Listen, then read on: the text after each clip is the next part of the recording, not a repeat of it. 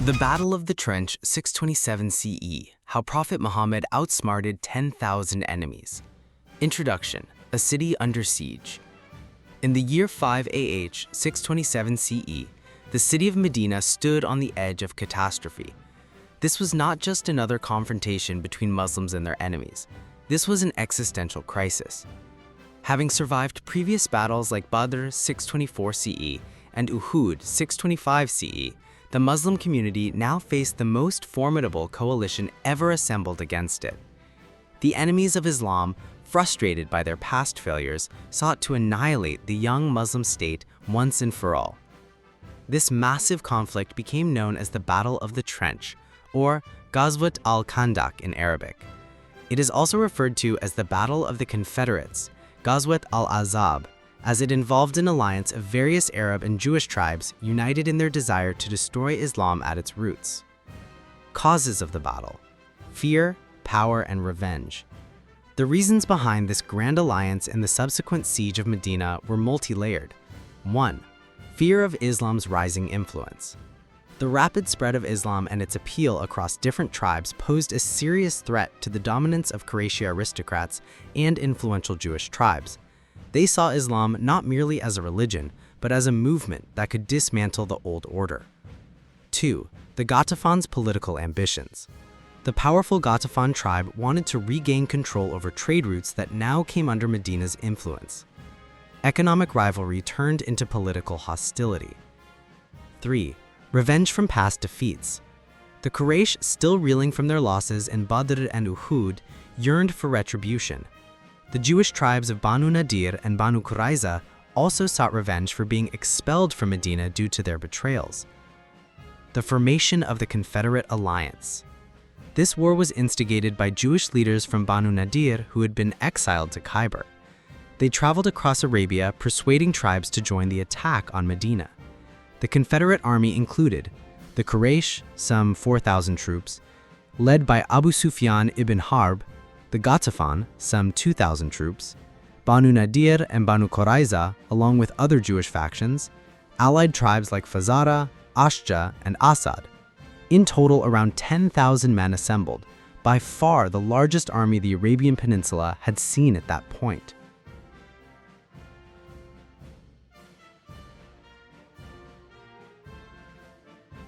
A revolutionary strategy, the Persian-inspired trench. When news of this massive army reached Medina, the Prophet Muhammad ﷺ immediately convened a war council with his companions. During the discussion, Salman al-Farisi, a companion from Persia, suggested an unusual defensive strategy, digging a trench along the vulnerable northern border of the city. This was a tactic unknown to the Arabs, but common in Persian warfare.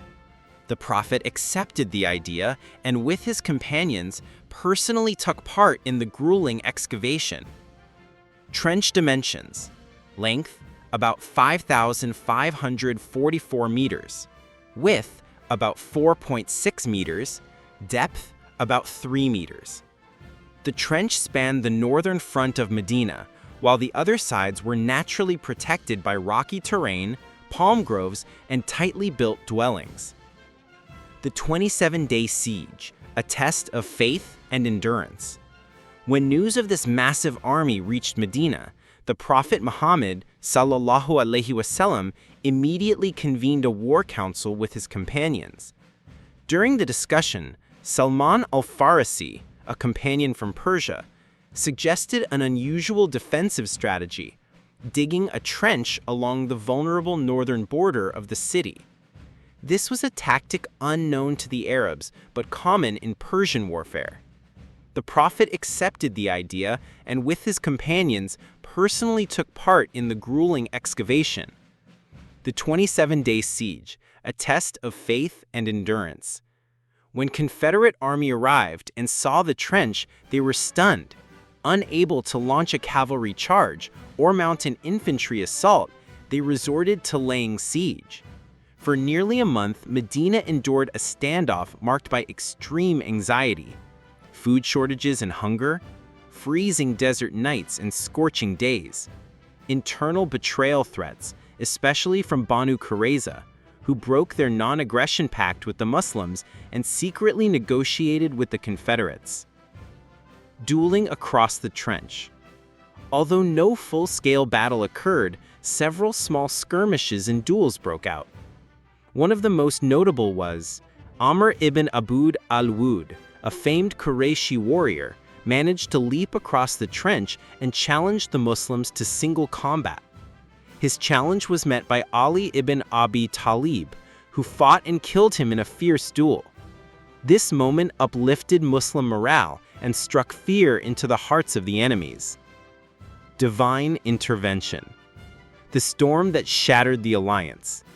After nearly a month of stalemate, Allah intervened with a powerful storm. Fierce winds ripped through the Confederate camp. Tents collapsed, fires were extinguished, and horses panicked. Discontent and fear spread rapidly. This chaos led to internal divisions. The tribes, already demoralized, abandoned their campaign and retreated. Abu Sufyan, seeing no path to victory, ordered a full withdrawal. The siege had ended, not with a decisive battle, but with the complete failure of the enemy's strategy. The betrayal and fate of Banu Qurayzah. Once the Confederate forces dispersed, the Prophet turned his attention to Banu Qurayzah, who had committed treason by attempting to open a new front during the siege. Medina's Muslim forces surrounded the strongholds of Banu Qurayzah, and after 25 days, they surrendered. The fate of the tribe was judged by Sa'ad ibn Mu'adh, a respected leader of the Aus tribe and former ally of Banu Qurayzah. Following Jewish law from the Torah, Sa'ad ruled. The men involved in the betrayal were executed. The women and children were taken as captives. The tribe's assets were distributed among the Muslims. This harsh judgment served as a warning to any group contemplating betrayal during war. Strategic consequences of the Battle of the Trench. 1. Victory through defense, not bloodshed. The Muslims managed to repel a much larger force without direct battle, showcasing military brilliance and prophetic leadership. 2. End of Quraysh's offensive campaigns. After this battle, Quraysh never again dared to launch a direct assault on Medina. The tide of power had shifted. 3. Spiritual and social trial. The siege deeply tested the faith and resilience of the Muslim community. As revealed in Surah Al-Ahzab, their eyes were terrified and hearts reached their throats, but they stood firm. 4. Islam's political ascent. The failure of the Confederates to destroy the Muslim state made other tribes reconsider their stance. Many began to negotiate alliances with the Prophet rather than oppose him. Conclusion.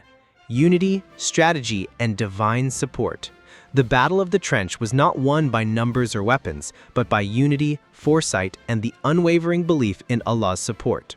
The Prophet Muhammad ﷺ demonstrated extraordinary leadership, combining faith, diplomacy, and innovation.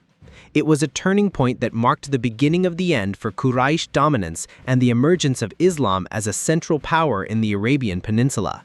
As the Quran describes, when they came at you from above and from below, and when eyes shifted in fear and hearts reached their throats, and you assumed various thoughts about Allah. Surah Al-Ahzab 33:10. The trench wasn't just a ditch in the ground, it was a line between survival and destruction, between faith and fear, and it was here that faith triumphed. Don't forget to like, subscribe, and turn on notifications for more deep dive historical documentaries. See you next video.